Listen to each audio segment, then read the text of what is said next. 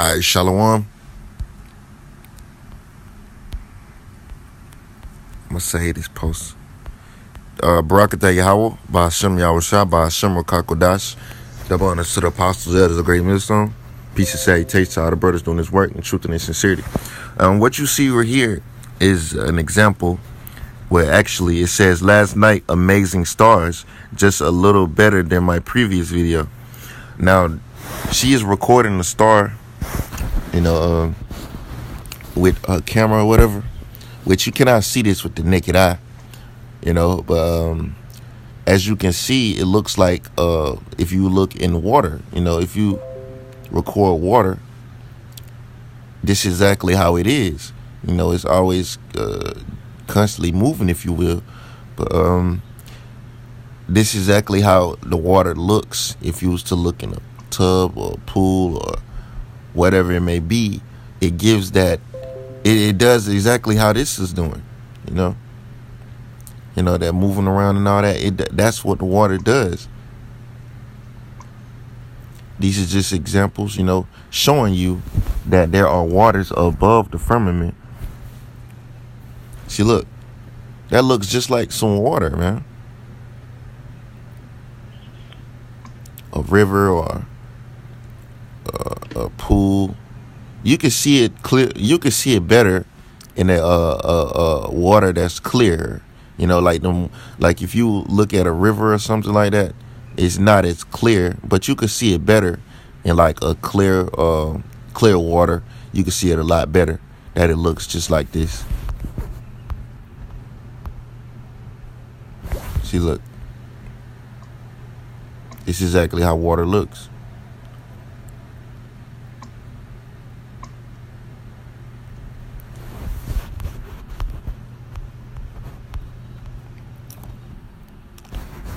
Now let's go get the precepts.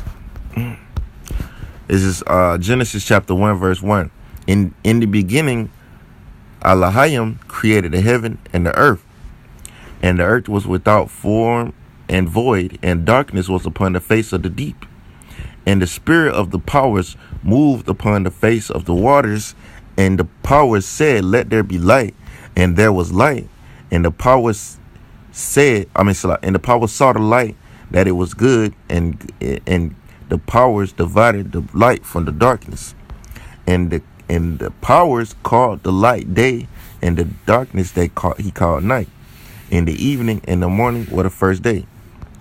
And the powers said, "Let there be a firmament in the midst of the waters, and let it divide the waters from the waters." Now, what is that talking about? It said, let the firmament divide the waters from the waters. So it's waters and it's waters in above the firmament, and it's waters underneath. You see the waters underneath, and I just showed you the waters above of a video of it. This is verse 7. And the powers made the firmament and divided the waters which were under the firmament from the waters which were above the firmament, and it was so. So that's why, this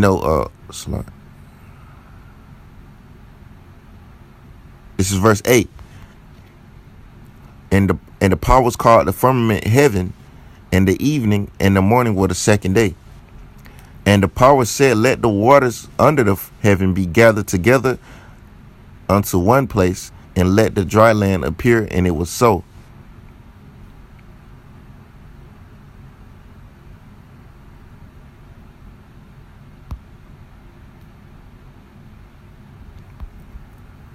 So the waters that are under the heaven are poured together. But, I believe that the waters above the heaven are not poured together.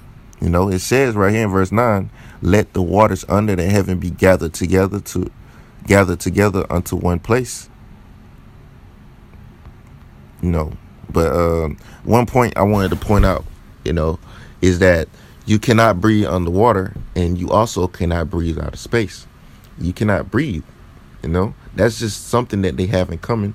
More further proving that it might, it's a possibility that, well, ain't no possibility. The scripture says there's waters in outer space. So I'm saying this point just to prove it, You cannot breathe in outer space, and you cannot breathe underwater. That's just something they have in common because they're both waters, man. You know, when the what's calling them astronauts and shit, or whatever them people be up there on the space stations and shit, they cannot breathe out there. They need suits to breathe that has oxygen, or else they'll die. Just like if you can't breathe underwater, you'll need oxygen, or you'll die. But I just wanted to point out that real quick. I was scrolling on Facebook and I seen it, so I just wanted to do a little quick lesson on it. You know, Lord willing, you brothers edify. You know. So with that, I'm gonna say Kwam Yash Allah and Shalom to the elect.